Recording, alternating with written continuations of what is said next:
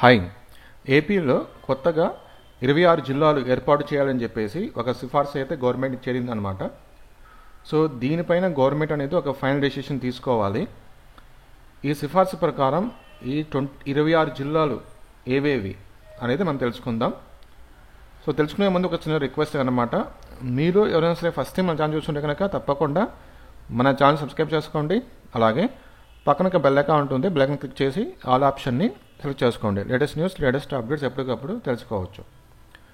Okay, so సిఫార్సు ప్రకారం 26 జిల్లాలు ఏవి అనేది చూస్తే కనుక అరకు 1, అరకు 2, విజయనగరం, అనకాపల్లి, కాకినాడ, మచిలీపట్నం, నంద్యాల, హిందూపురం, శ్రీకాకుళం, అమలాపురం, విజయవాడ, నరసాపురం, అనంతపురం, నరసరావుపేట, తిరుపతి, ఒంగోలు, కర్నూలు, ఏలూరు, నెల్లూరు, గుంటూరు, బాపట్ల, కడప, రాజంపేట, చిత్తూరు, రాజమండ్రి, విశాఖపట్నం.